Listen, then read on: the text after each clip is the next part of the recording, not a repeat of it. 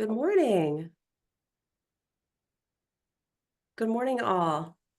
The Chesapeake Region Safety Council welcomes you to this morning's webinar, Creating a Safety Culture in Today's Environment, Lessons from a Large Loss Fire, presented by Dan Blankfeld. Thanks for being here, Dan. This webinar is being recorded. The video and Dan's presentation will be available to view later on our website. Go to the Resources tab under Safety Webinars, and you can view this presentation, past presentations, and also register for some upcoming webinars as well. And actually, if you haven't been to our website in a while, it's gotten a bit of an overhaul and it looks amazing. So I would suggest everybody take a minute and check out chesapeakesc.org. And then after the webinar, of course. We will have the Q&A feature and the chat feature available throughout Dan's presentation. We'll try to get to some questions at the end. If we don't, feel free to add those questions in as we go, and we will get back with you later. Dan can answer questions at a later date. So feel free to go ahead and chat away and Q&A away. For later, if you want to now, so that you know how to reach out to us later, go ahead and I think a lot of you have your phones out, right? Does anybody have a cell phone in their hand or next to them? No? It's just me? You could take a picture of the screen right now so you don't forget what our website is, our email address and phone number. Our staff would love to hear from you if you have any questions. So I'd like to introduce Christy Bliss. Christy is the director of the Chesapeake Region Safety Council in the Mid-Atlantic OTI Education Center. And Christy, I will pass the baton to you. Thank you, Kim. Thank you for that. Awesome. And I am here to just introduce to you to our speaker today, Dan Blankfeld, and just tell you a little bit about him. And currently he's the Vice President of Safety at CBG Building Company. He oversees the entire national safety program, develops policies, countermeasures for risk, and mentors a growing team of safety professionals. Dan has worked as a safety professional for over 31 years, serving 25 years as a firefighter rescue within the Montgomery County Fire Rescue Service. He has received multiple unit citations and awards, including being honored as the Montgomery County Fire Rescue Firefighter of the Year recipient in 2001. Dan serves on several hazmat work groups and committees, sharing his expertise and insight. And we are honored to have Dan agree to speak with us and all of you today. And I'm really excited to hear his story and what he brings to the table for all of you to bring back to your workplaces. So without further ado, please welcome Dan Blankfeld. Good morning, everybody. Thank you very much for that intro. I sound so impressive on these meetings. I'm going to share my screen with you guys real quick to make sure you guys have a copy of the presentation.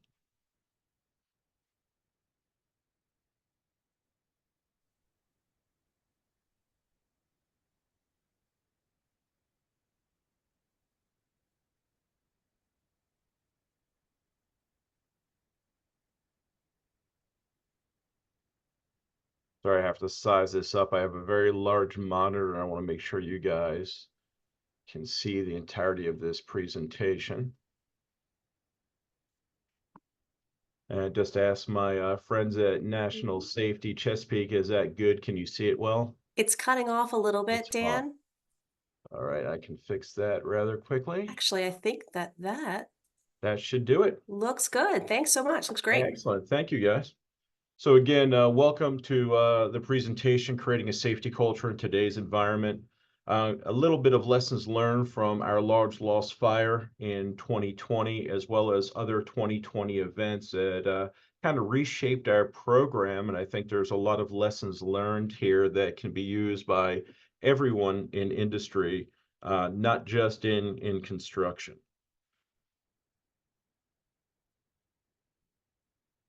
So as you heard, I'm the Vice President of Safety for CBG. I won't go through all this since it was already covered. A little bit about our company and a little bit about CBG itself, just so you know where we're coming from as an organization. We are a top 10 multifamily builder for over the last 22 years. We've done over 30 million square feet of LEED projects in the U.S. We turn over 5,000 residential units per year. We have about 200 paperless jobs and counting. Our clientele is 90% repeat business.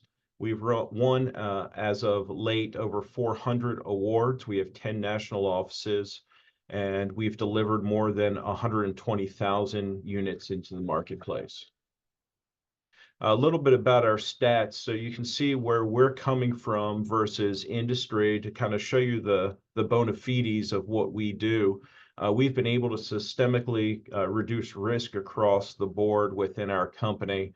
Last year, in comparison with the OSHA BLS averages for recordable incident rate and lost time rate, we're far below industry average at a recordable incident rate nationwide with our subcontractors of 0.21 and only one lost time case last year. So it was 0.04 with over 4.5 million man hours. So it's pretty impressive, and what I'm talking about today actually works. So a little bit about the genesis, where we came from before our horrible 2020 set in. Prior to 2020, our company was working towards developing a new safety culture within the organization. Our executive team, dating back to 2016, was determined for us to reduce incidents, increase production, and it was decided it was a point of change for us, and that the model that we were working with previously was unsustainable. So we came up with kind of a list of items that we were going to tackle as an organization, and that was safety was going to be in the forefront each and every day of our operations. We were going to develop a mantra called safe production. We're going to control predictable risks in the workplace. We're going to engineer out all hazards that we possibly can, and we're going to develop site-specific safety controls on all of our projects. And this is our current structure within our organization. We have a growing team of very dedicated safety professionals who guide our projects on a daily basis and keep them safe. So 2016 to 2019, just on the cusp of 2020, we changed our entire process within our organization. We embedded safety team members as part of the project teams. We stopped safety managers from rotating projects, and we assigned them to a 3-to-1 model, 3 projects per 1 safety professional. When we have projects with increased complexity or past our threshold value, we increase it to a 2-to-1 or a 1-to-1 ratio. We incorporate training of our personnel, being our safety team, ensuring that they attend Chesapeake Region Safety Council classes on a regular reoccurring basis. We get them certified as not only students in the course, but then we send them back for the instructor level for basically every program offered through National Safety in Chesapeake Region. We train our field personnel, and we train our subcontractors. We developed a leadership and mentoring program, and we work to identify major risks and develop countermeasures for those risks in the workplace. And as mentioned, we developed our mantra, safe productivity, which incorporates safe quality production, which means we have more involvement by our safety managers in the work pre-planning and planning processes. We build a strong relationship with our project teams by embedding our safety managers into the team, so they are no longer a compliance group coming to a job site to say, hey, you're doing it wrong. We work out those wrong processes in the pre-planning process so we don't have them continuate throughout the project. And then we train our subcontractor partners to reduce risk in the workplace. So in 2016 to 2019, we developed an incident reporting policy, which requires incident reporting within 4 hours. We do thorough incident investigations. We conduct post-incident meetings. We do new signage packages on all of our job sites. We updated our policies. We have communication programs which stem from communication to our field, radio communications on our job sites, as well as communicating information to our sub-partners. We do training updates on a constant continual basis. We provide lunch and learn monthly scheduled meetings on all of our projects across the country.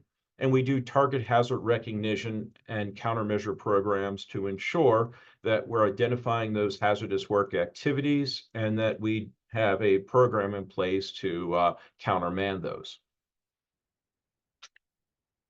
Before our large lost incident and all the other incidents that we had in 2020, this is what primarily we composed our safety program from. And just like most of you, we utilized 29 CFR 1926 and 1910, or the OSHA regulations. We had a small slathering of other standards incorporated into our program, including NFPA 51 Bravo for hot work and NFPA 101 Life Safety Code.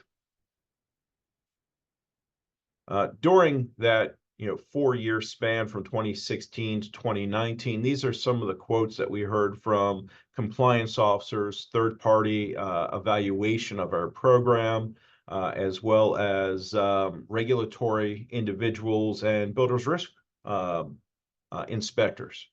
And basically, they told us we were ahead of the curve in every possible area, which unfortunately didn't pan out to be exactly correct. So in our mind, we had leadership, we had goals, we had professionals, we had business concepts down, we had responsibility, we were an inspiration to our subcontractors, we were doing all of the things we thought we should do as a general contractor. But what we found out in 2020 is that wasn't really the case. What we found out is that we were not unprepared, but not prepared for the eventualities that were going to unfold starting the beginning of 2020 and ending in 2020. So for us, we experienced a large loss structure fire. We had wildfires that were going out of control in our Northern California operating area. We had floods in both the Washington, D.C. area as well as in our Pennsylvania operations. We had a pandemic that struck. Of course, we all know what the outcome of that was. We experienced civil unrest and an increase of workplace violence all in a 12-month period. So this is what my 2020 looked like. Managing the response to multiple large-scale incidents and multiple large-scale events that happened throughout the country, what I would call almost simultaneously. So talk a little bit about perception versus reality. Being a safety professional for over 30 years and being a fire rescue professional for over 30 years as well, looking at our program, what we thought we had was an OSHA compliant program that addresses the predictable hazards in the workplace. But what we actually had was a program that met the requirements of OSHA, but did not protect workers on our projects, did not decrease all of our risks of loss, and did not incorporate all related best practices. So what we found out in 2020 when our program was truly put to the test is that, hey, we checkboxed everything that OSHA said we had to do, but OSHA itself is not enough to protect our jobs, our people, and our organization. OSHA is truly the bare minimum. And if you achieve OSHA compliance, it does not mean that you're prepared for some of the events that may unfold in the future. And the thing I'd really like to point out is that no company should be unprepared at this point. We've all experienced what 2020, 2021, and 2022 unfolded for us. Learn from our experiences and the experiences of the other companies. Learn what their best practices were and implement them to create a true risk reduction strategy for your company or industry. So we're going to start delving into some of these incidents, some of the lessons learned, and how we emerged at the end a better company, a more prepared company, a more streamlined company, and one that is really able to adapt to risk, hazards, and events that may unfold, and we have the ability to address those as they unfold. So in February, we had a 400,000 square foot, 400 unit building located in Virginia This was a podium structure garage wrap style project. It's what we would call a 4 level of stick over 1 of podium construction. The rear of the building was commercial space. The rear of the structure also had amenity space, and the rear was 4 levels of stick on a slab on grade concrete system. And this is what where the fire origin of fire started, in the upper right hand corner, right at the top of that trash chute. You will notice several things. You'll notice the cleanliness of the site.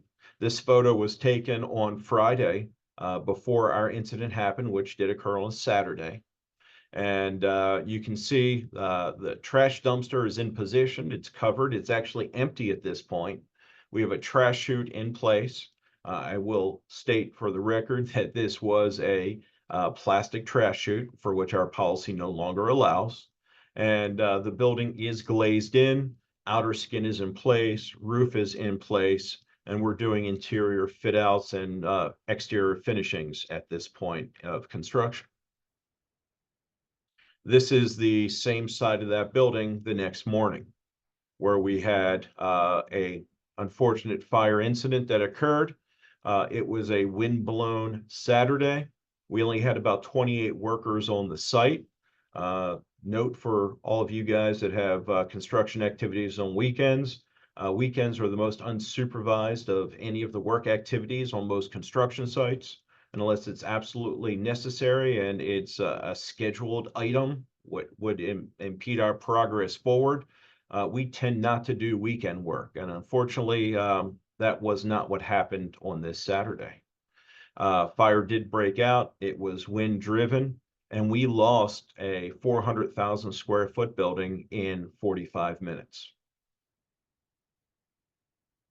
For those of you who are interested in the fire rescue side of this, this was a 4-alarm fire. We had 65 units, 160 firefighters from multiple jurisdictions responding. This fire was large enough where it created its own weather system and could be seen on radar.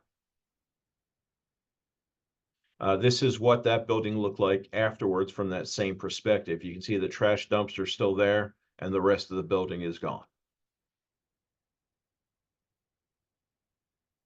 So during this incident, we had to come up with an initial game plan.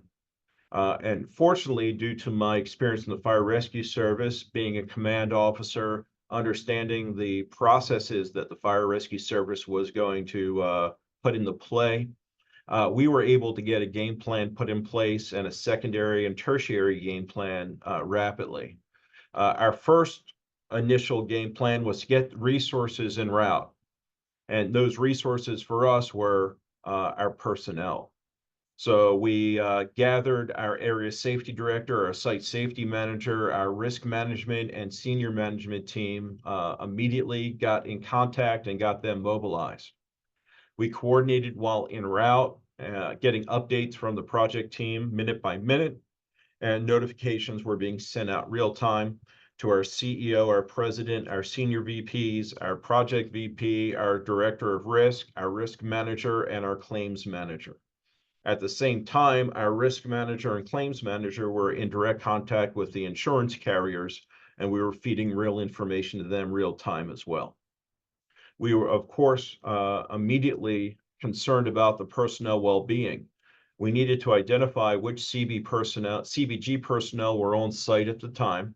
We also needed to identify what subcontractor partners were on site and ensure all CBG and subcontractor personnel are accounted for and uninjured, and that we have proper accountability, no one is missing. As soon as we arrived on site, the first thing we did was liaison with Fire Command, the incident commander. So we met with the incident commander, we identified who we were, where we're going to be located, our contact information, so that the fire department could get a hold of us if they needed any additional information or resources. And we obtained a SIT-STAT, or a situational status update, from the incident commander.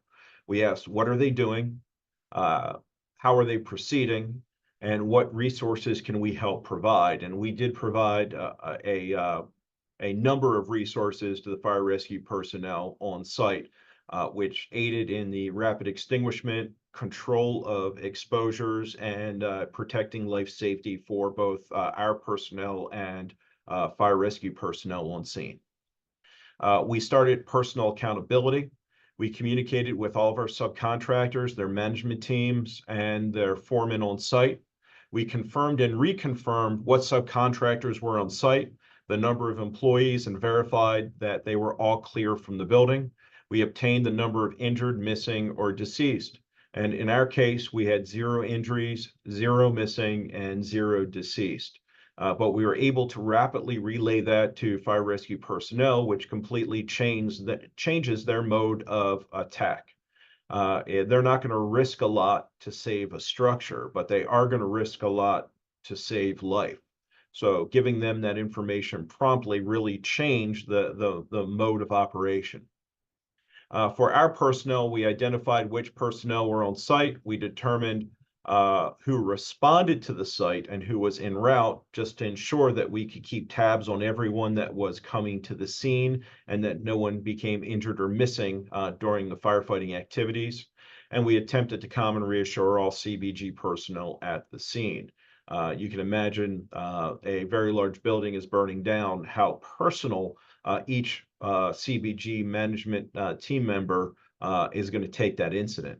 And there are effects, and we did put crisis resources in play. We had CISM deployed from our insurance carriers to meet with all of our personnel assigned to that site so that we could have an open discussion with no management present and reassure, calm, and make sure that they were psychologically taken care of as well, because there is psychological first aid that needs to be performed after these large-scale incidents. Day 2, and this was a multi-day response for the fire rescue service. They were out there for almost a full week with operations. We continued our liaison with command. We met with the second shift incident commander. We obtained an updated sit-stat. We identified resources and assets the fire department would need to continue with operations.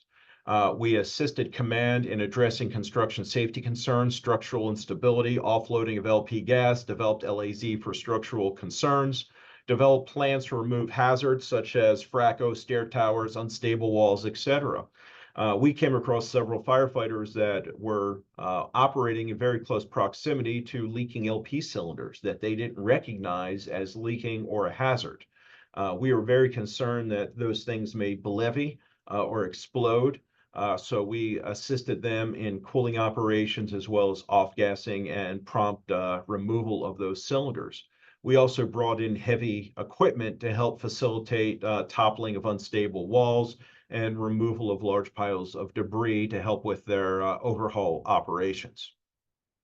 We partnered with the fire marshal early on, actually on day 1, but day 2 is where they really got fully engaged after extinguishment was complete. We worked with fire marshal investigators to collect evidence.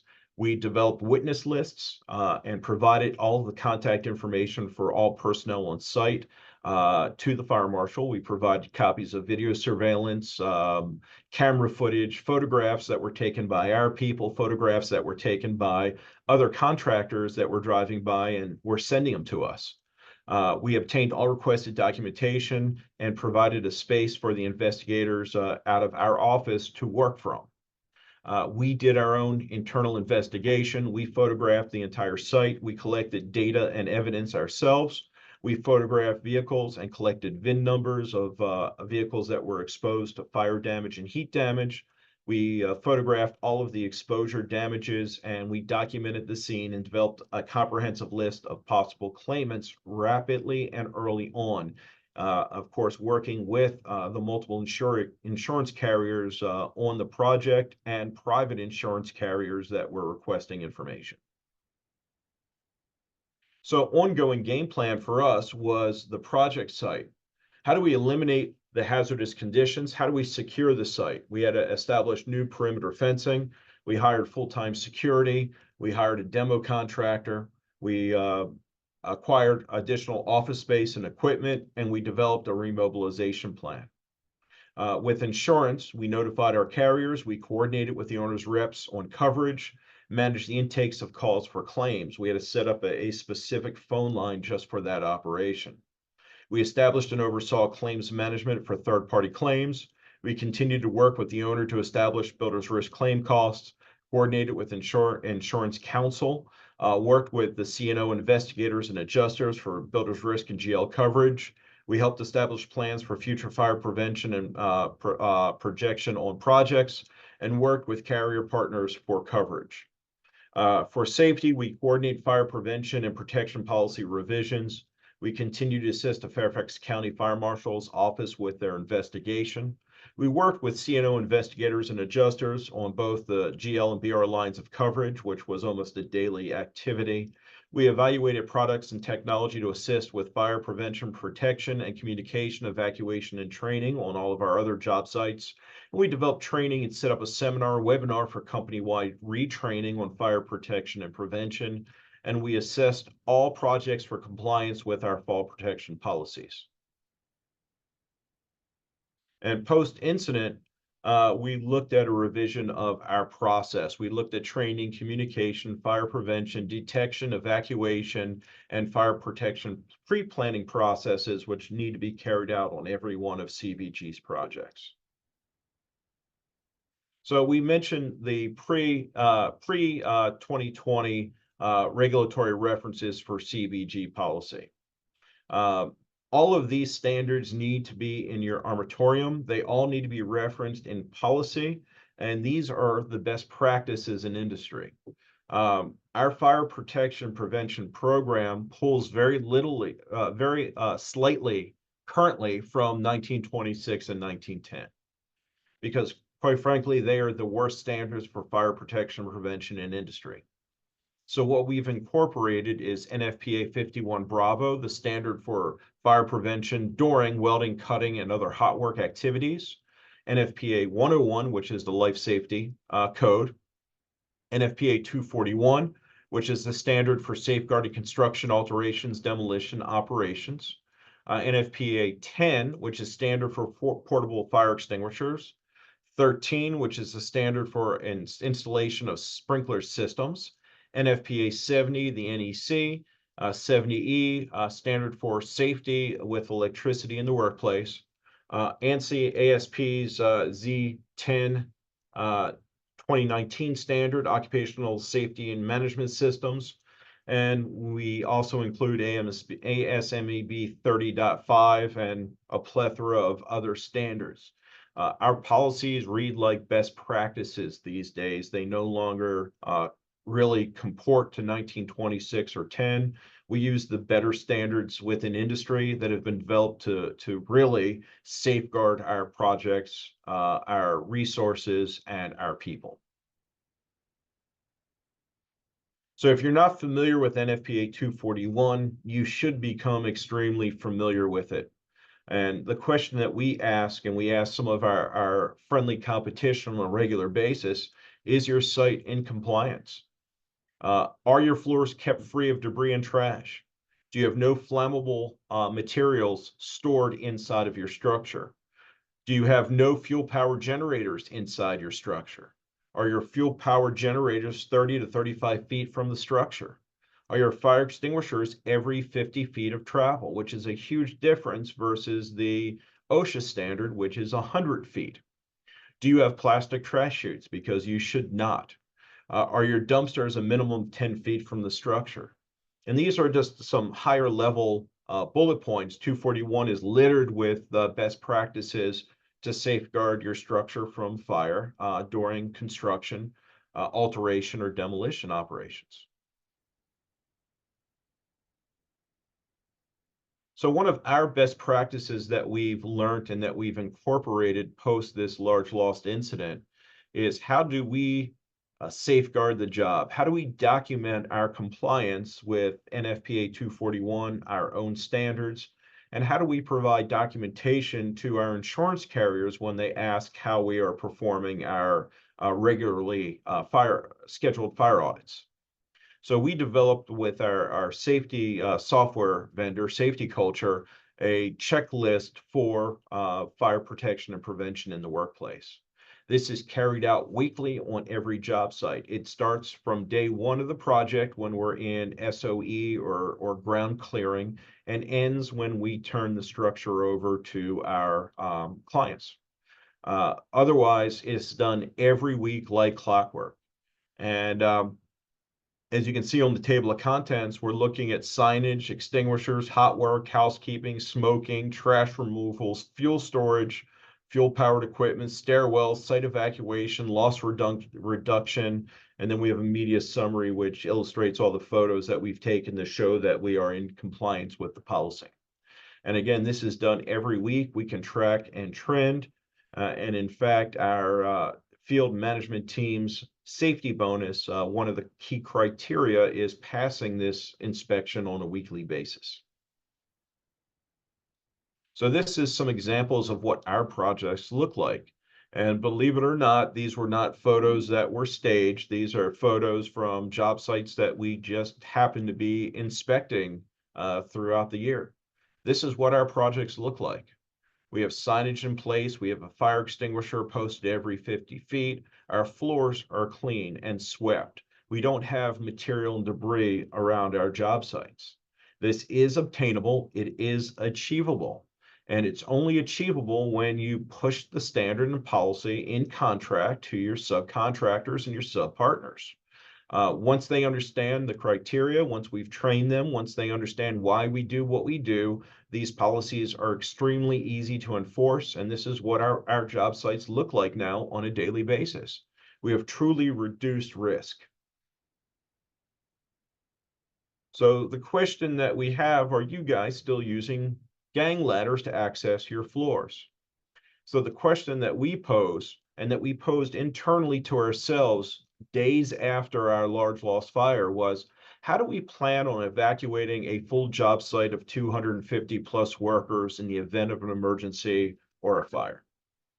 And very rapidly, we were learning that with the fire spread that we had, with 400,000 square foot of building being fully involved and burning to the ground in 45 minutes, if we had more than those 28 people on job site, we would have had injuries and we would have possibly had fatalities. We would have had people trapped on floors if we had relied on gang ladder access.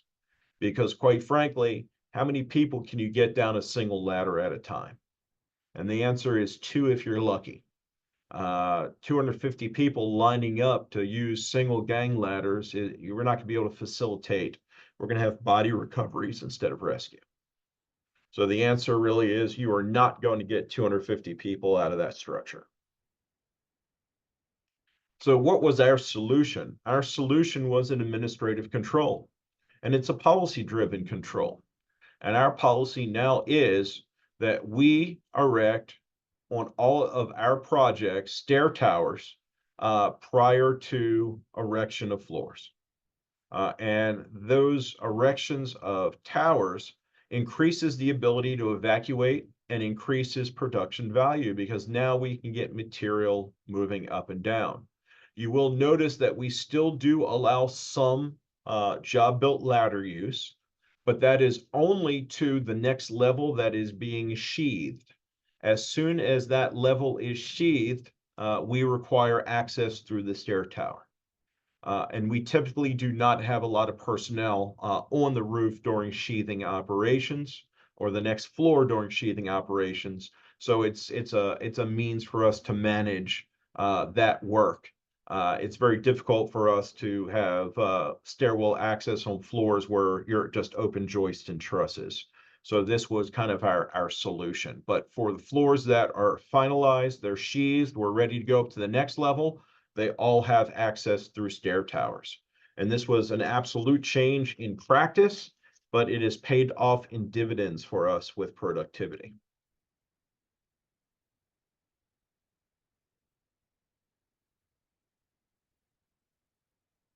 So hot work process was the next big program for us. How are we controlling hot work in the workplace? And our hot work policy now includes any activity that creates spark, slag, heat, open flame, or transmit heat of any kind through convection, conduction, or radiation. So even activities such as this are highly regulated by CBG. We require 35 feet of clear space. We require material that is combustible to either be removed or covered. We require fire extinguishers, hot work permits, and you can actually see in this fire extinguisher stand, there's actually a hot work permit in place. You can't see in this photo, it was behind us, but we had someone who was there on standby doing fire watch. So our process has been codified in our standard and is enforced on all of our job sites. We do have a very robust permitting process. We've also gone from direct fed fire heaters, or these Rankine style heaters, to indirect external heating systems during cold weather periods. We do not allow open flame on any of our job sites, regardless of constructive material. Remind everyone that everything burns, everything can combust, and the more finely divided any material is, the more rapidly it will burn or combust. So in a dusty environment where we may have wood scrap or wood dust, even concrete dust will burn. So we mandate on all of our projects external heating systems, indirect fire heating systems. We also have a very robust sign policy. You can't really walk more than 5 feet on any CBG job site without seeing a plethora of signage on our trailers, inside of our trailers, on our job sites, in our stairwells where we have our evacuation maps. We have our 4-panel signs that illustrate stair number and floor number, our no smoking, our hot work permit required, and our 100% PPE requirement sign. Throughout our job site, you're going to see no smoking or vaping on this project signs. No liquid or gas fuels may be stored inside the structure signs. Our fixed blade knives, our emergency contact, evacuation maps, scheduled work hours, listening devices and phone signage. And inside of our trailer, we clearly mark where our hot work permits, our COVID signage at that point in time, and our fire protection and prevention packages, including our emergency evacuation plan, our EAP, and our fire protection prevention written program, which is posted for everyone to read.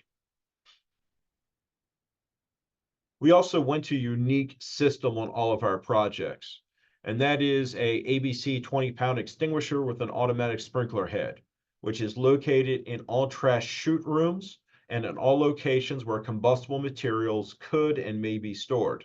This provides a 20-foot area of coverage per extinguisher. They are mounted on the ceilings, and in some cases, they may be mounted on walls to provide coverage for stored material. This is something that our insurance carriers are taking photos of. They love the concept. And I know that they're pushing this out there in industry to other contractors now as well. We were one of the first in the country to adopt this as a standard. The other standard that we've adopted is the use of M-Fire, which is a fire-resistant coating on our wood structures. And we do this on the majority of our structures. And we've done numerous burn tests with the product. We didn't rely on their product data. We actually did our own third-party testing.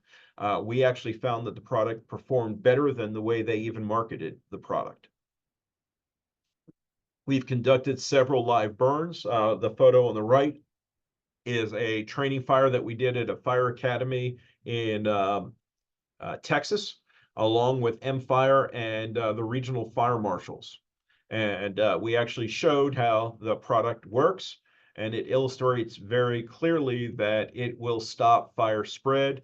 It'll contain it to the point of origin, and you may have some charred lumber, sheathing, and material at the point of origin because of the high heat, but it doesn't transition past that. So we're big fans of this product, and there are numerous products out there. It's not just M-Fire, but M-Fire is the one that we've partnered with.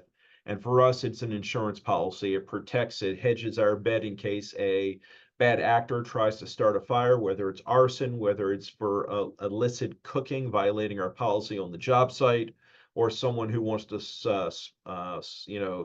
sneak a cigarette in a closet in a room, we have protection in place before sprinklers are operational. Now, this is what we don't want to see on job sites. These are photos that aren't necessarily from our project, but these are photos that I've either received or collected from either the internet or from other contractors or old projects before our fire protection policy was in place. And you'll see several things. You'll see sawdust and housekeeping issues. Again, the more finely divided any material is, the more combustible it is. The fine-tooth saws used for trim installation and interior finishings is the worst culprit. Our policy in-house is that all of those saws must be protected by either a bag system or an attached instant-on vacuum so that we don't produce that dust. And any dust that is produced is cleaned up immediately. We don't allow cooking on our job sites. We don't allow cooking vessels, crock pots, microwaves, toaster ovens, hot plates.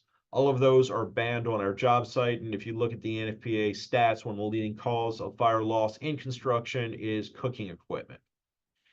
Fuel storage and use is very limited on our job sites. We do establish a fuel farm area on our jobs, which are normally barricaded off either by a fence system or yodoc or concrete barriers. We do post no smoking, and we do have strict storage requirements and separation requirements for dissimilar fuels, gases, and materials. But all this stuff should be in the past. If you have this on your job site, this is an easy way to reduce risk right off the bat. Get the microwaves out of the trailers, get them out of the sea cans, and get them out of the building under construction. So one of the things that big takeaway we had from our large loss is how do we respond to incidents? And we developed this little cycle map where we look at preparation. We prepare for the eventuality for basically everything these days. Then we have response mode. We have consequence management, which is how we deal with the incident on site. How do we demobilize off the site? And then how do we start preparation for the next event? And this is a constant reoccurring cycle. You can use this cycle really for any incident, regardless of scale. So going past our large loss fire, when we then had COVID, just like everyone else did. So how did COVID affect us? And how did we respond to this? Well, the first question that people have asked us in the past is, on the onset of the pandemic, did CBG have a co-op plan in place? Well, the answer was no, we didn't. We didn't plan for the eventuality of a pandemic, but did we have the tools and the talent in place to actually manage and mitigate? Absolutely. But there were no written plans. We didn't really forecast or see this on the horizon. But 1 month prior to the COVID event, ourselves and our parent company, CRC, formed its first co-op work group. But unfortunately, it only included HR, IT, and accounting.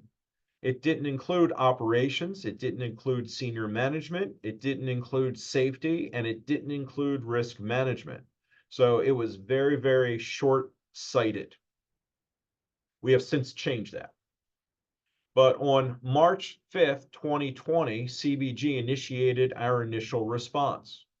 So with us, our first case was reported on March 16th, which was, of course, later than we started to mobilize our resources. We were watching the news reports. We were seeing what was happening in Europe. We knew that it was only a matter of time until it started rapidly spreading across the US. So we got our game plan in place early. During the COVID outbreak, we managed 2,235 cases of COVID. This included confirmed COVID-19 exposure cases and reports of employees being sick. As far as 2020, we saw upticks in cases. 50% were breakthrough cases with vaccinated and or previously positive individuals. So it wasn't limited just through that 20 to 21 period. We're still seeing minor cases today on our projects and job site, but of course the way we manage it now is completely different. So what happened? On March 5th, Congress approved an $8.3 billion coronavirus spending bill. And California, which was one of the first states hit, declared a state of emergency. It was the first state to declare that emergency. At that same time, we at CBG established command and control. We assigned responsibility to the COVID response to the safety department, which was a lot different than a lot of our friendly competitors did. A lot of them assigned this to their legal department, to their HR department, to their risk department, but internally we had the resources within safety to manage this. We set up daily executive team briefings with our CEO, our president, all of our VPs across the country, all of our senior project executives, and the safety and risk management teams. We started to assemble external resources. We established logistical supply chains for PPE and supplies. We initiated COVID-19 protocols within a week of establishing our command operations. We had policies and protocols in place, and they were distributed to all CBG personnel and subcontractors. And we internally joke about this within our risk management group all of the time. We received about 2 months after we established our program, we received notification from our carrier with best practices where they were heading and copies of sample policies. And the funny part was it was a edited version of our policy document that was distributed. So, it was quite humorous to us to see our document out there as kind of the best practice doc that was being transmitted through industry. We immediately, within 1 week, had signage in place on all of our job sites. We established a command center to manage intake of claims, issues, and concerns. We were able to purchase before anyone else Purell, Clorox, N95s, KN95s, respirators, gloves, toilet paper, testing supplies, hand soap, and medical equipment that was all acquired and stocked in a secure location. And we set up a logistical system to distribute those to our regional offices and nationwide to our job sites. And we did this within a 1-week period. So for us, this is what the event looked like to us. We prepared, we had response, we set up consequence management systems, and we kept that rolling until we demobilized at the end of 2022. And then we started right back up into preparation.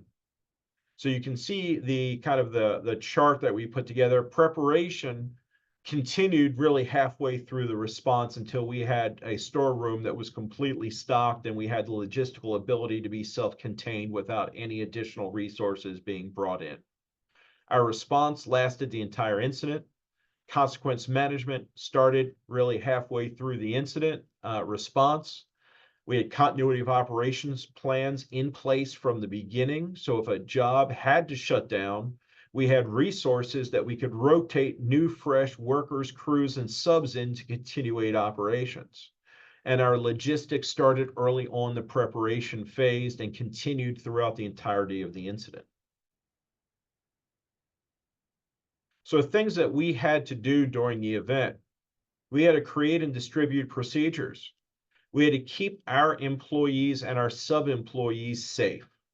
We had to obtain information on COVID-19, which was extremely difficult because of the news reporting of false information constantly through the event. So we relied on sources at the WHO, sources at CDC, sources at USAMRIID, sources from medical professionals, and we aligned ourselves rapidly with physicians who specialized in setting up laboratories as well as communicable diseases. So we had all of those resources at our disposal, and we set up our own kind of intel and surveillance department. We developed a COVID task force. We established a COVID supply chain. We developed means and methods to maintain workflows on all of our projects.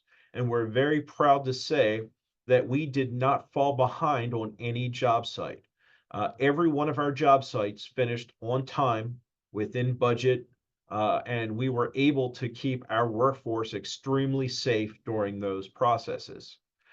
We also very early on were able to acquire testing equipment, and through blood draws was able to provide COVID testing and identify the presence of the COVID virus before any commercial kits or tests were available in the workplace.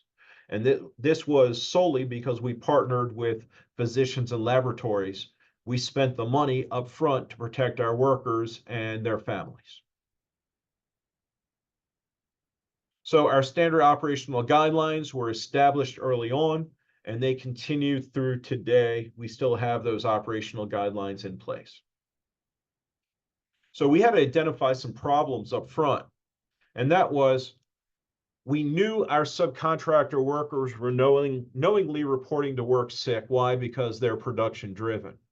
Living in transportation conditions brings elevated risk of virus transmission. PPE compliance with personnel was of the utmost importance, and downplaying the risk with coworkers and subcontractors we found really on does not help the program. We are very honest and truthful. We told them what the risk was. We identified what the risks were. We identified what the protective measures were, and we provided those protective measures free of charge to our sub-partners on every job site across the country, keeping our workforce working, making them feel more comfortable with that work process, and ensuring the safety of everybody. So again, we got testing for the majority of CBG personnel done within the first several months of COVID. And we were sending them on a rotating basis through a medical surveillance program. We also developed an advocacy program for those that were hit with the original strain of COVID.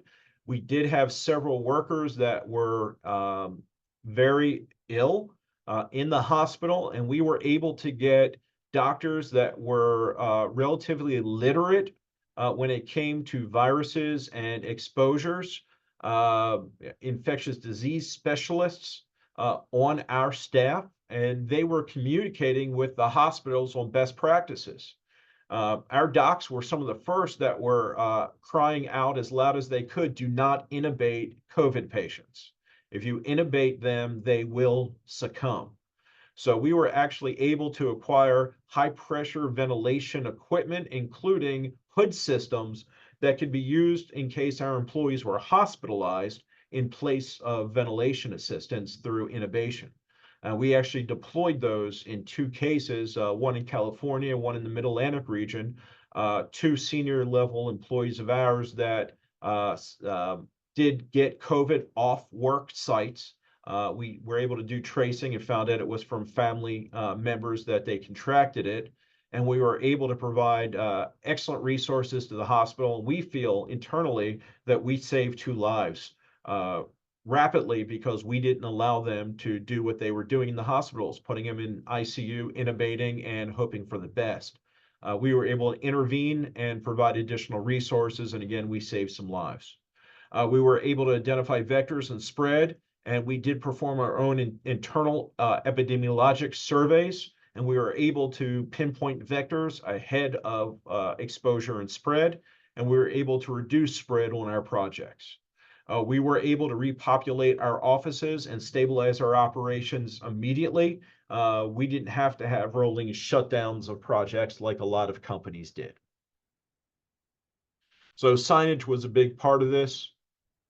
And we early on developed 3 steps to reduce risk and exposure. This was before the CDC had this. We were limiting exposure 10 minutes or less and keeping distances of 6 feet or greater on our projects. We weren't stacking work, and we were keeping people away from each other during these work practices.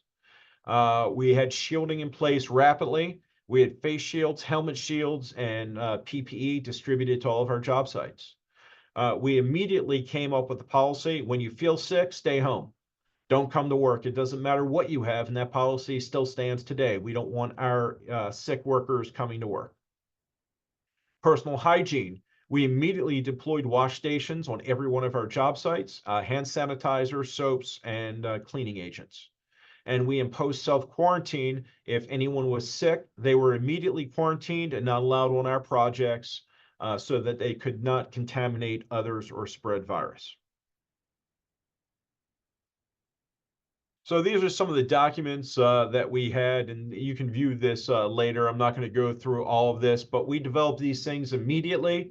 We got signage out, we got letters out, we had means of notifying owners, we had outreach letters, food service letters, travel authorization letters, you name it, we had it in place. And again, this is our emergency response process, and it worked for us, and this is the standard in industry.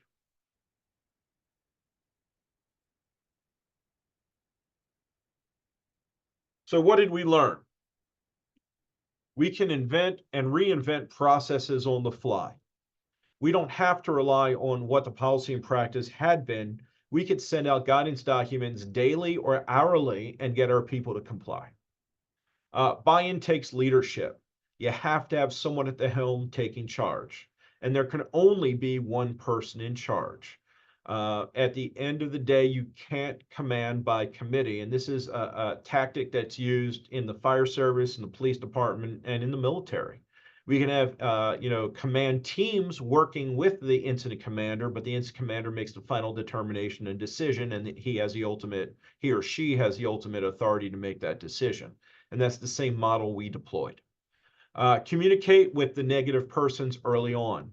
You have people going around spreading lies, disinformation, and saying, hey, you don't need a mask, that kind of stuff. We took those people head on and we sat them down and said, look, if you want to stay employed, you've got to stop this behavior. You may have your personal beliefs, but this is the company policy. Get on board, or you can find another place of employment. Explain the processes. It will make it easier to institute change. We have found internally at CBG, when you have catastrophic failure and you put new policy in place, explaining why that policy has been derived, where the policy comes from, and how we're going to make it easy to implement goes a long way. People will buy into it. Subs will always follow your lead if it means continued work. No one's leaving a job site and throwing down a 1.5, 2, or $3 million contract because they don't like your policy. At the end of the day, they still want to get paid, and they will always work with you if you explain why. You work with them on cost, and you do the proper training. Watch for subs that are cheating the system. We found this a lot during this process. We found people that were driving into job sites, and we noticed that they were sitting in their cars taking ibuprofen and fever-reducing medications in order to fool our screeners that were screening for high temperatures on the job sites. So watch for cheats, because if there is a cheat, your sub and your sub workers may try to employ some of those tactics. And workforce compliance is not optional. It's a requirement of employment. It's a contractual obligation. It must be followed. And remember, our new safety motto, if you're worried about safety glasses, we're all doing it wrong. PPE is a last resort. What we're trying to do is identify those safe work practices and controls in the workplace. Identify predictable risks, plan for failures, and then in the event that a failure occurs, we have to be able to move and pivot on the fly and change that standard policy or practice.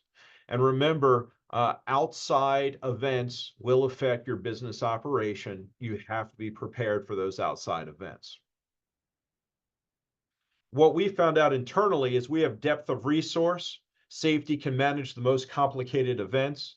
The safety team is highly respected. We can leverage our purchasing power. Logistics is the key to success, and we can be successful even in the worst case scenario. Plan not to fail. But if your plan does fail, have a secondary and tertiary plan ready, because you have to pivot, you have to move rapidly. Pre-planning to respond to all emergent events is necessary in our industry. Don't stop preparing. Local outbreaks of disease are still occurring nationwide. There are TB outbreaks. There are hepatitis outbreaks. There are pandemics. There's SARS, there's Ebola, there's dengue, there's yellow fever. There's endemic illness such as cold flus and now COVID. We don't know what is next. And look at what the CDC is campaigning right now on Virus X. Virus X just stands for the next big pandemic. We don't know what it's going to be. We don't know where it's going to start. But it's not a matter of if, it is a matter of when. Be ready. So continuing on, in July of 2020, we also saw community and civil unrest. And these are photos on the right from incidents that were occurring in the Washington, D.C. metro area where we have our corporate office. And the incident on the left was a handgun incident that occurred on one of our job sites where some of our subcontractors there was an attempted robbing of a group of them standing outside of our building. Unfortunately for that assailant who was not a worker, he was a resident of that community. The gun he had, which you can see is purple in here, malfunctioned when he went to actually pull the trigger. And then a group of workers pounced on him and basically beat him severely until the police arrived and carted him off in the ambulance. So one for the workers on that job site that day. But we've seen increased protests. We've seen during our political campaign series, you see increased unrest, protests, and rioting. We're in that cycle now, so now's the time to get ready for the next round of these events that may occur in the areas for which you work in. Again, this is another photo from DC. This was literally 3 blocks from one of our job sites. We had heavily fortified our projects. Fence lines were up. Lighting was in the building and outside the building. And we had security on the job site, which prevented anyone from taking advantage of the opportunity to commit violent acts or arson on our project. So we were able to secure the majority of our job sites across the country during this area of unrest. Next, we had flood. So in September, we had a massive storm that rolled up and down the East Coast, flooding 2 of our regions, both our Pennsylvania operation and our DC operation. This was the roadway out in front of one of our DC jobs that was completely submerged. The water crested at almost 6 feet, and we had people trapped in cars outside of our job site. We had construction material floating away, and we had flood damage on the interior of our projects. Unexpected storm, wasn't planned, overwhelmed the DC area sewer and storm combined system, and left us with quite a mess. Couple takeaways from this, things that people don't usually think about. This was in front of our project. You see that the water is almost crested to the top of the overpass. People are trapped on cars. Our personnel actually performed multiple rescues and rescued basically flood victims from a major roadway in front of our job site. Things that our people didn't think of, things that our safety team didn't necessarily think of was this is a combined sewer and storm. So what else is in that storm water? Well, raw sewage. So we have infection concerns. You have hepatitis A concerns. We had open manholes that had exploded with geysers of water pouring up and out of it. Those now left vacuum areas where you could actually get sucked into the underground storm and sewer system. We have wildlife that may have been rushed down through here, including snakes, rodents, other animals. It's definitely not a good condition for us to have had in front of a job site in a major metropolitan area. So things to think about, things to plan for.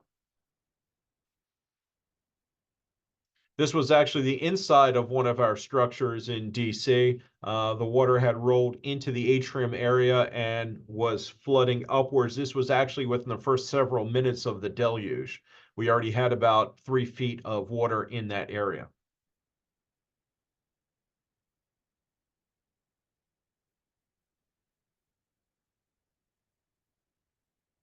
So things that we had to think of post 2020, things that we actually saw post 2020. We actually saw, because of all of these back-to-back issues that we were seeing, including the wildland fires in Northern California that fortunately didn't burn any of our jobs, but were pretty close. We had hail and brimstone falling from the sky in that area. We saw increased safety on our projects.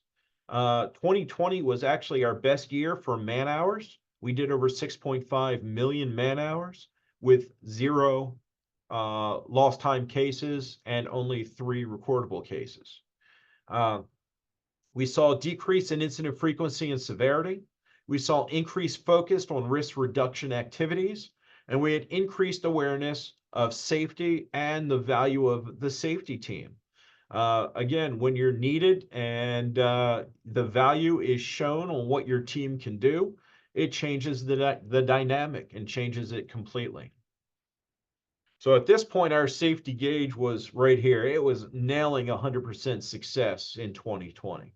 We mitigated incidents, we mitigated loss, and we kept our jobs moving, and we were extremely productive, and we were extremely profitable.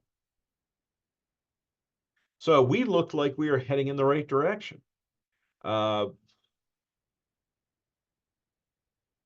what we found and what we focused on was transition from safety to an environmental safety and health model, because we don't do just safety. We truly do hardcore ES&H activities every day on our job sites.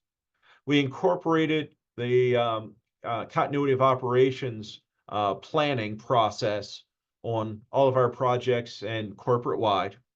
We plan early for any eventuality now. We monitor global trends and intel reports. We look what's happening outside of our area, outside of our country, because they're predictors of what's going to happen on our projects and in the regions that we operate. We integrate best practices and standards into our policies. Again, OSHA, if you're following OSHA, you're not doing it right. Field training and education makes a huge difference. We incorporated the National Incident Management Program and strategy into our response plan. Every one of our safety team is trained in NIMS response. They take the level 100, 200, 700, and 800 course from FEMA online in order to work for our company. It is a free program, and it's worth the investment of time. And our main focus these days is not on statistics. The statistics show a story, but it's not what affects our team. What affects our team is focusing our policies and practices on people. We want to make sure our people are safe every day. What we also learned was fire spreads quick. Have a plan to save lives. Evacuation planning is key, and it must be practiced on our projects. Accountability needs to be a high priority daily on every one of our projects. Do we know how many subs are on our job site? Do we know how many workers they have? Do we know when they get in, when they break, and when they leave? Do we have admin controls in place? These are our policies. Are they correctly enforced? Implement NIMS so you can integrate with the emergency service responders. If you can't speak their language, you can't work side by side with them. You need to understand how emergency services operate and how to communicate. Practice your emergency evacuation drills. With enough advanced intel, we can plan for anything, and talk about continuity of operations planning and emergency planning with your exec team before you need to go into response mode. Identify who's going to be the lead, what resources you have, and what resources you may need. So what we experienced 4 years later, up to 4 years later, was 4 years of litigation post-fire, 4 years of builder's risk carrier scrutiny, reputation damage control, short-term memory of employees and subcontractors. We have new subs and old subs who don't remember why we have the policies we have. We have to train them constantly and remind them that we did suffer a large loss fire in 2020 and that we are never going to suffer a loss like that again. And the policies and practices we put in place reduce the risk of a reoccurrence. Fire prevention is not an annual toolbox talk. It's a daily communication. And that's true for most of our safety topics. Just remember, in 4 years, everyone forgets why we have specific policies. So again, teaching, training, reinforcement. Subcontractors will always spend more time figuring out how to get around a policy than just simply complying with that policy. They work very hard to find ways to get around the policies and rules. Make sure you're enforcing the policies and rules. Every day is an uphill battle when you hit the peak of safety, performance, and compliance. At the end of the day, when you hit that real narrow peak, the only place to go is down. So constantly editing, changing your policy, reinforcing your policy is absolutely necessary. Old safety models no longer work. And we're going to talk about modern safety culture and how to adapt to the new normal within our industry. So this is what happens when we leave things too long. We don't adapt, we don't change, we don't look at new theories and new practices in the workplace. We go from that 100% success down to that 0 success very, very easily. So we all remember Heinrich's principles. I know that this is in some circles taught as kind of that forbidden principle. Some people swear that this principle doesn't work. I will tell you from my perspective, managing a very large safety and risk program for a very large contractor, when we look at our data, it matches almost exactly to the Heinrich principle. And I will tell you from our perspective, we see this. If we have 30,000 unsafe behaviors, you're going to have about 3,000 near misses. You'll have 300 first aid cases. You have 30 lost day cases, and you may have 1 fatality. It's not about the numbers. It's about the predictable risk associated with our work practices.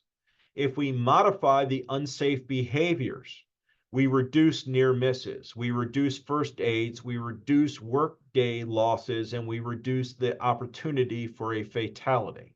So it's really about addressing the unsafe acting conditions. And that resolves your near misses, your minor, your severe, and your fatalities. It's simple. So what I'd like to say is really forget the numbers. We're keeping the pyramid because pyramids are great for safety. I don't know, everything we do is a pyramid based, but forget the number. What is the principle? And what is the principle we're going to operate under? And that it only takes 1 bad action to create that opportunity for injury, property damage, or loss. So, you know, that statement, I'm only going to do this for a second, or it's only going to take me a minute, and then they violate a safety process, they do an unsafe act, and then they have that topple down effect. They fall off the ladder strikes someone else, that person's holding a window, that window falls and strikes people that are 25 feet below, killing that person. All preventable, all preventable. So again, 1 bad action creates that opportunity, and that's what we as safety professionals need to address. So what is the new model? Well, to understand the new model, the first thing we have to understand is, why do we focus on safety? And I will tell you from my perspective, we are focused on the wrong things. This is why internally we are in the process of renaming our department from the safety department to an environmental safety and health department. And quite frankly, if we didn't have a conflict in terms with our risk management team, I would simply call our people field risk managers, because that is exactly what they are. Safety is antiquated. If we're practicing safety, then we're not practicing what this industry needs. What this industry needs is risk management. So let's talk about this new world approach. And that is, we reduce risk Safety is a result of risk reduction. So let's define safety. Well, if you look it up in one of the numerous online dictionaries, you'll find that it is really the condition of being protected from protected from or unlikely to cause danger, risk, or injury. So that's what safety is. But what is risk management? Risk management is a systematic process of identifying, assessing, and mitigating threats or uncertainties. That's a better definition of what we actually do within the industry. And if we look at risk management process, and we look at all of the parts that go into risk process, it's strategy, it's analytics, it's policies, it's controls, it's improvement cycles, it's monitoring those successes, it's assessing where we are and what we need, it's publishing rules, policies, and processes, and then reviewing all of these things. So really, there are 5 steps in modern risk management. We identify the risks. We analyze the risks, and we evaluate and prioritize those risks. We treat those risks, which is basically putting controls or countermeasures in place for those risks, and then we monitor. And then during that monitoring process, what we're doing is going back and re-identifying those risks again. And this just continues in a cycle. But this is really what safety really is. It's identifying those risks or predictable hazards in the workplace. It is developing and analyzing a system of controls, prioritizing those controls, putting those controls into practice, and then monitoring those controls for success. And then we go back to that identifying those risks in the workplace again. This is what we need to do as an industry. It's not about walking out and saying, hey, you're not wearing hard hats and safety glasses. It's putting those work practice controls in place. So what risk management does, it's a process designed to reduce injury and loss. When we reduce loss, we increase production, we increase profitability. Risk reduction really does provide a 20-to-1 ROI. I know a lot of the safety programs, schools, and literature out there say, a 5-to-1, 6-to-1, or 10-to-1. Internally, we've looked at the metric, and internally for us, we get a 20-to-1 ROI on our investment. And that is increased worker satisfaction, increased productivity, team building, and creating esprit de corps in the workplace. These are all side effects of this program on top of that 20-to-1 ROI. So safety and risk management truly does work. So what are we looking for in order to ensure risk reduction? Well, we have to make sure that we plan risk reduction in the pre-construction process. We need to ensure that our bid teams are bidding the work to ensure risk reduction. We pre-plan once we get the project with our sub-partners. We provide training, supervision, written programs, and attitude. And that's good attitude. That's proper attitude. That's attitude that says, we're going to follow the rules, we're going to do it the right way, and we're going to stay safe while we are also productive. So why do we need to control these risks and losses?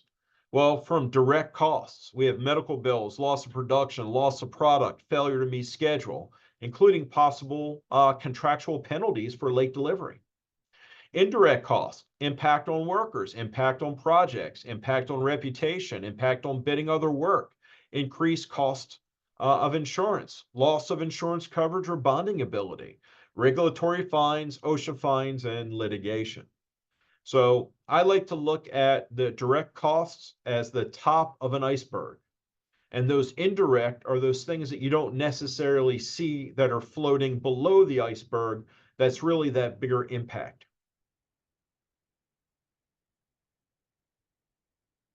Is safety really first within our company and with our subcontractors? And that's the question everyone should ask. It's easy to put safety as a logo, and I use the U.S. Corps of Army Engineers as a prime example of this. I didn't want to pick any subs or contractors out there that may be using this logo, but I figured it's easy to pick on the government. So safety first. Is safety really first? Well, if you look at the side profile of both those people, neither of them wearing safety glasses on a construction site. So is safety really the first thing that's in their minds? Yeah, it's a great marketing scheme, but until we shift culture, safety isn't first. And safety really isn't ever first.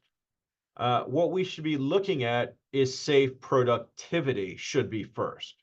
Do we have safe quality production? And when those things go hand in hand, we shift culture. And when that shift changes, that culture changes, then safe productivity really does go first. And that's what we're seeing within our own corporation. Remember, it's not what OSHA says, it's about risk reduction. It's what is the best practice in industry. That's what we as an industry need to grapple with. OSHA is the minor player. And when OSHA comes out, they should see that you exceed and excel beyond what their requirements are. For us, it's about risk reduction. So how do we prepare now? Well, what's on the horizon? Well, we know we're going to see more civil unrest happening within our communities and cities. So now is the time to prepare. Terrorism is on the rise in Europe. It's bound to peak its ugly head back in the US at some point. Weather events, we know we're going to have tornadoes. We know we're going to have hurricanes. We know we're going to have severe storms rolling through our areas. Prepare for them. Have a game plan. Increased theft and vandalism. We have a downturn economy. We have massive inflation, which means increased theft and vandalism occurrences. Prepare for that. The proliferation of lithium-powered battery in construction equipment. Was just looking at news releases from some manufacturers the other day where we're going to start seeing excavators, bobcats, backhoes, and even cranes that may be lithium battery powered.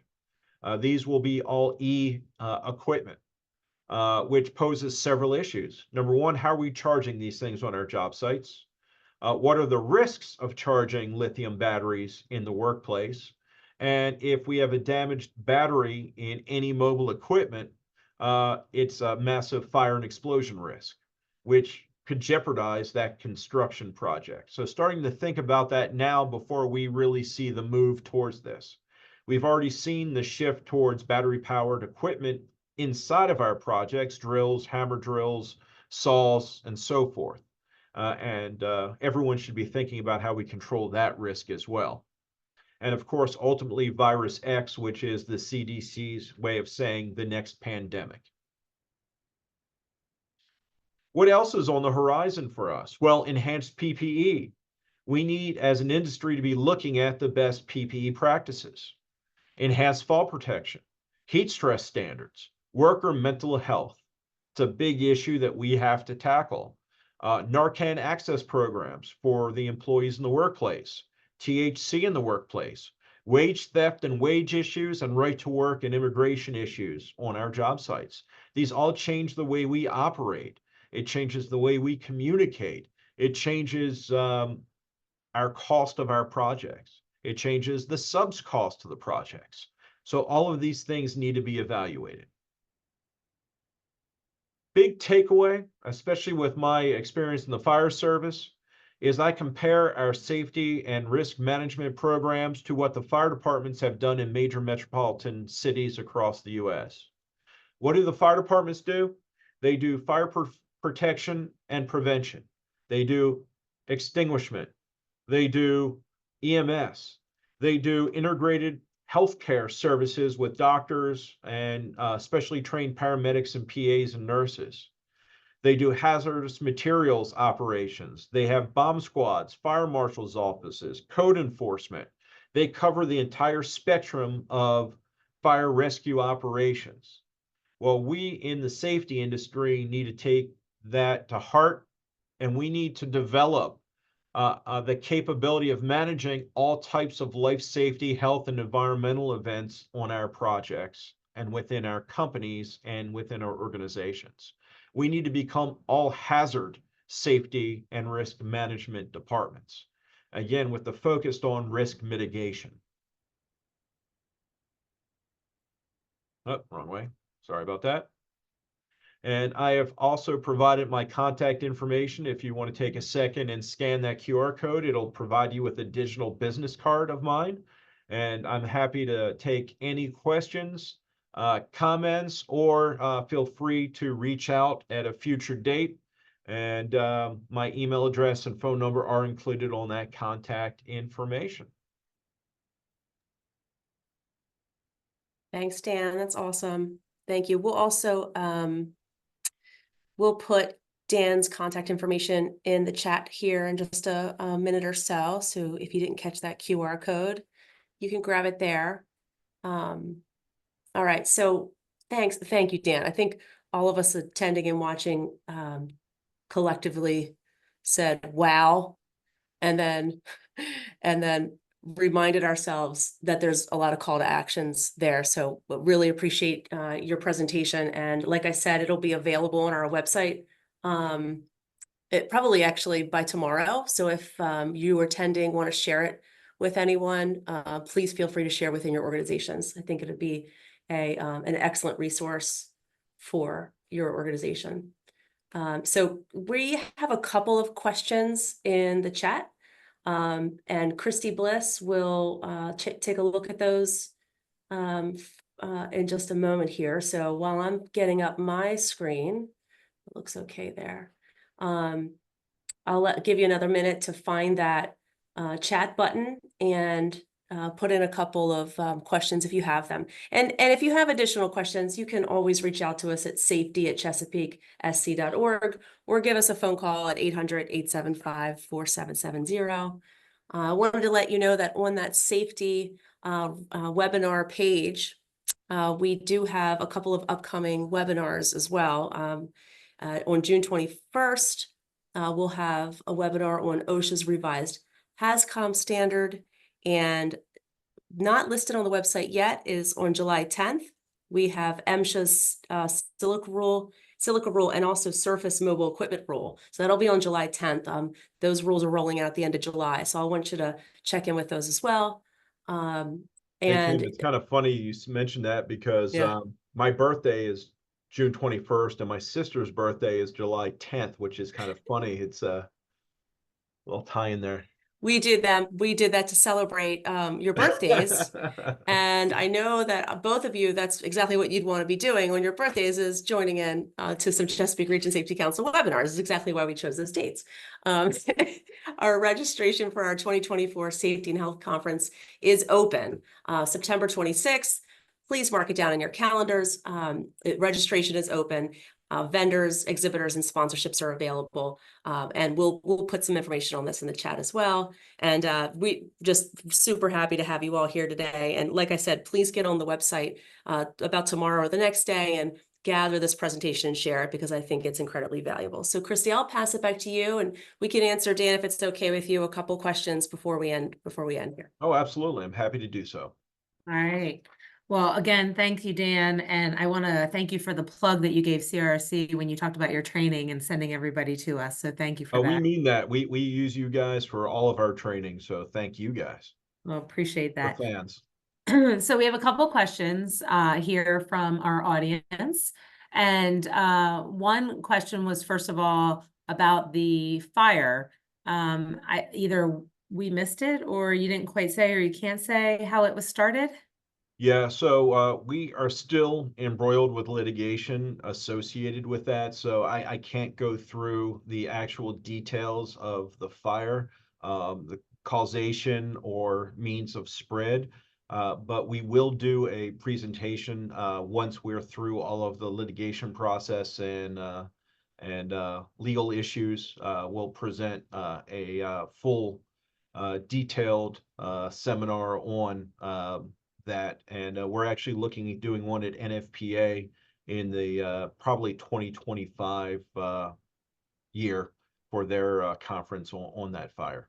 So Okay. sorry, I can't disclose all of that at this point. No worries. Well, when you can disclose and when you're actually doing that and have a date set, please let us know. We'd like to invite, especially our attendees that are here and heard all this, would like to probably see and hear that resolution. So thank you.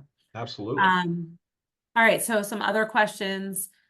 This one was asked about they want to know from a safety risk perspective, what part of risk management team ensures subs and all contractors have sufficient insurance to cover losses, physical and damages for personnel? That's a very, very good question. And so we start with the contractual obligation. So we ensure that we clearly identify in the contract language what the minimum acceptable insurance coverages are to work on our job site. We're in a unique position. We are heavily CSIPed. So most of the insurance coverages are purchased through the program in place for that project for us. But in the cases where we don't have those coverages in place, we ensure that the minimums are clearly identified. We obtain the certificates of insurance. It goes through our broker. They verify the coverage is in place in coordination with the receipt of that COI. We make sure that the company, the GC, is listed as a named insured on all COIs. And then in order to receive payment at any time for the work performed, that COI must be in place and it must be updated in a timely manner. So if you have a COI that expires halfway through the program and you renew your coverage, we need a new COI or you're not getting paid. And tying the COI to direct payment has changed the entire face of our operation. Now, we ensure prior to mobilization through our Safe Start process that that document is in hands and in place. Our safety team does not allow subs to mobilize on our job sites unless their COI or the insurance requirements are met. Anyone who submits an insurance certificate, again, it's vetted through our risk management as well as our carrier. And if there are any questions or there's anything missing, it's identified rapidly. It's sent back to that contractor, and they're told quickly what they need to get in order to mobilize on our job site. So hopefully that answers that. Is there any other questions on that, or if they want to write anything in the chat box, if that covered it and you're good to go? Yeah, I'll let you know if anything else comes up on that one. In the meantime, we'll move on to a couple other questions. And I'm assuming that your order of your presentation was based in the order, and because I don't miss, was the fire happened first, then COVID, correct? Correct. Yep. Okay. That was in order for us. So we had fire, pestilence, flood, and unrest. It was crazy. It was all happened really soon after each other. So the question is, you showed that prior to all of that, you were in the process of making all those safety changes. So do you think had you not been doing those changes prior to 2020, you would have been able to handle 2020 as well as you did? Or do you think that made no difference? What do you think that? The policy book went out the window for each of these events. Basically, we game planned. We provided oversight and control of these incidents on the fly. So the policy really didn't matter to us because our policy is really directed at how we manage construction sites, not how we manage incidents. What really came into play here was our team's ability to recognize hazards, how to come up with a game plan rapidly, and how to coordinate those operations. So it was really being able to manage the resources, having the logistical channels in place to deploy resources and to manage the operations more than anything else. I think what really helped this company was the mindset change that occurred in 2015 before they brought me and all of our staff aboard. And that was, we were going to have the best program with the most talented people, and we were going to put programs in place that people are going to replicate those best practices. So it was really the act of getting the right players in the right position. It was right having the right risk managers, having the right vice presidents, having the right safety directors, having the right safety managers. We have a good core group of guys, and I will tell you that the majority of our safety team at the time had either fire rescue, police, or military experience. Oh, And wow. having that outside experience and how to actually mobilize resources, manage resources, and step in and take command and control makes a huge difference. So I think it's really the extracurriculars that these people had, um, or the bona fides before they came to CBG that really highlighted our success. And it really was a team approach. It was not one individual that stood out more than anyone else. It was a team effort and the abilities and experiences that those individuals brought to the table. Wow, that's great. That's so it was an overall, it looked like it started back in 2015, like you said. Yeah, it started Yeah. with the revamping of our program, our policies, our practices, and incorporating a different layout to our org structure. Uh, I'm fond of saying to everyone, I'm happy to discuss with anyone what our secret sauce recipe is.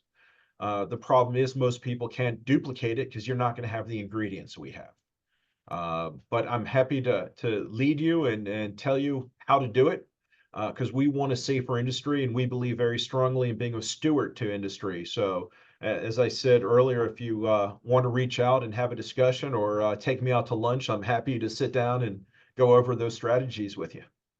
And that's great. And that actually kind of leads into the next question because, and you kind of alluded to it there, not everybody, it seemed like you had a lot of funding and resources that your company was willing to pay for and gather, and that wasn't, that didn't impede your progress. However, not every company has that success or that, not that success, but has that availability or for them. Mhm. Do you have any recommendations for companies that don't have those resources to be able to start facilitating something like your program? Well, it starts with the discussion with your executive team, whether it's your CEO, your CFO, or your president of your organization. It's sitting down and explaining, hey, we have potential for loss, and that loss costs money. So would we rather pay upfront for a protective means to safeguard our books, or do we want to hemorrhage and have massive loss? And that massive loss leads to other loss. It leads to loss of business. It leads to loss of trust in the industry, and it leads to increased insurance costs, premiums, if you can get insurance after large losses. So it's about, a penny upfront versus dollars in the end. A lot of the stuff that we do isn't really dollar centric. It's preparatory. It's developing the relationships with your vendors so that they know that if you have a large event, you know what they stock, you know what they have availability to. And because you're a good paying customer and you pay your bills on time, those sort of things, they'll be willing to ship you the stuff you need up front without a lot of overhead costs. But it's just going out there, meeting with the players, knowing what resources you have. You might have a bunch of resources on job sites that you don't even know you have. You may have a job site that over ordered, respiratory equipment. Well, instead of at the end of the project disposing of it, capture it, bring it back and store it and stock it. You can do this piecemeal, little bit at a time. But we're in a very special position where I consider us in that top 1% of companies where we have true buy-in from our executive team. Everyone who sits in that C-suite understands fully that safety is a profit center. They understand that if we mitigate these risks in advance, we're going to protect our balance, we're going to protect our books, and we're going to be a better company for it. But we realize that not every company is as forward thinking as we are. And there are things that you can do individually to, prepare for these things. And some of it is just knowing what's happening in the industry, what's happening in your regions. Look at the local news where your job site is. If you have a corporate office in Arlington, Virginia, but you operate in Louisiana, uh, monitor the local news. Watch the regional weather.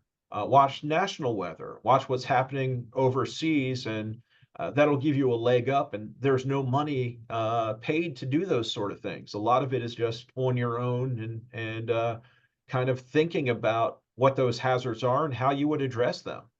One of the biggest skill sets that I learned in the fire service is when I drive down the road and I drive by a high-rise building, I start thinking, hey, that's a 32-story building. It's all glass on the outside, steel construction with concrete floors. How many people do we think live in that building with 3 residents per unit?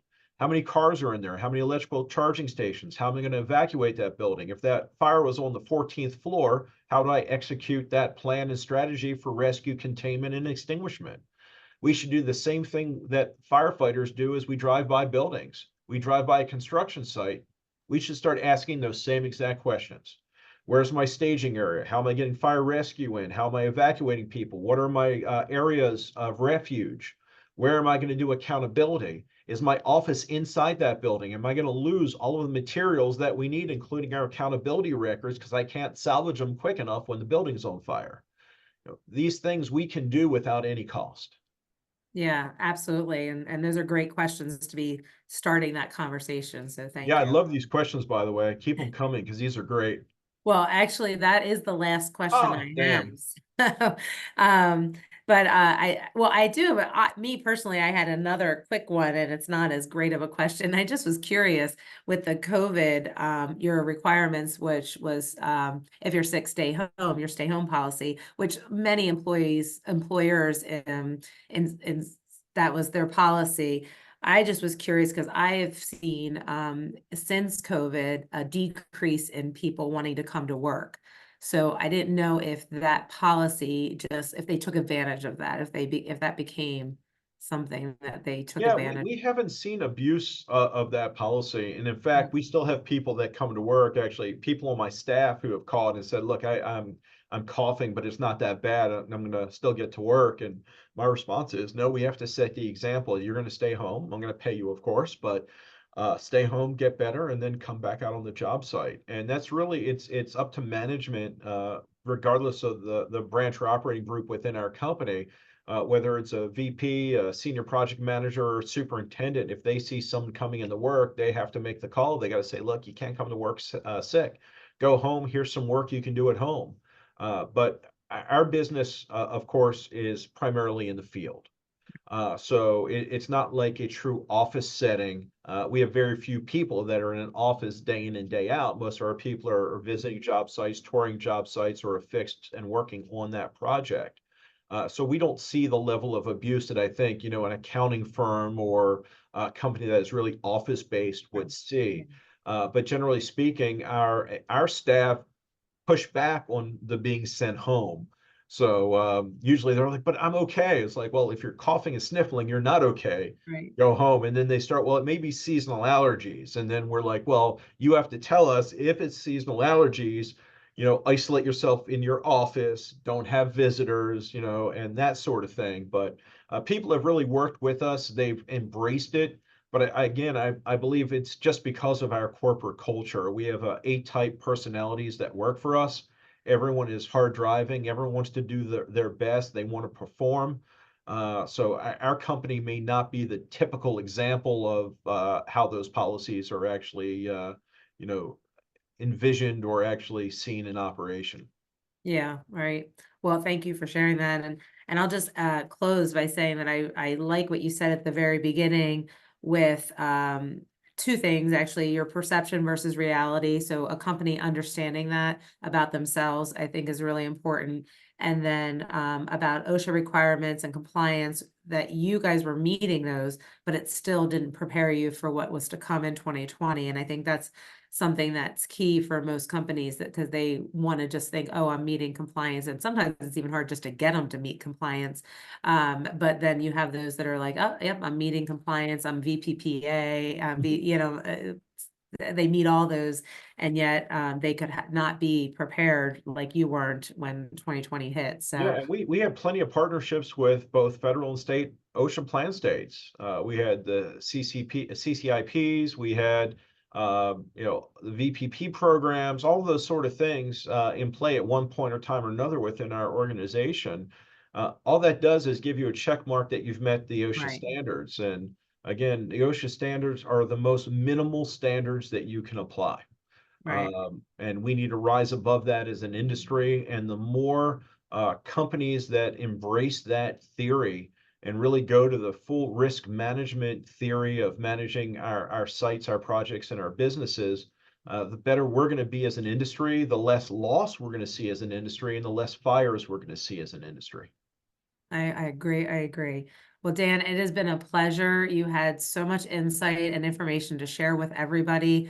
I know everybody is leaving here with a takeaway, and we so appreciate your time that you spent here with us, and we hope to have you back soon. And there is one hand up by Mike Anderson. I don't know if he has a question or Oh, I didn't see that. I apologize. I think Mike's question was about the how the fire was had Okay. started, and he got that answer, sort of. Right. Yes, Perfect. thank you. Well, I appreciate the forum to do this. I always like in-person meetings more. I always kind of lose my track when I'm staring at myself in the monitor screen, so I hope it came across okay. You And did again, I'm great. here if there's any questions, and thank you guys very much for hosting this. Thanks Thanks to again, Dan. Chesapeake Region Safety Council. Great. Thank you so much, Dan. Have a great day. You too. Thanks, Thanks, guys. everybody, for participating. Bye-bye. Bye.